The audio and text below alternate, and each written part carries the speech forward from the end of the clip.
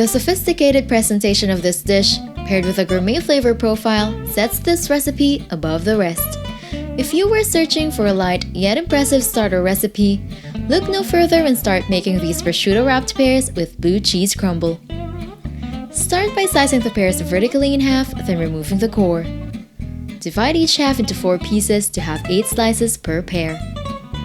On thinly sliced prosciuttos, place a slice of pear and 2 to 3 sprigs of arugula. Sprinkle with blue cheese crumbles, then wrap it tightly. Place the wrapped pears on a serving dish and serve with a drizzle of balsamic glaze.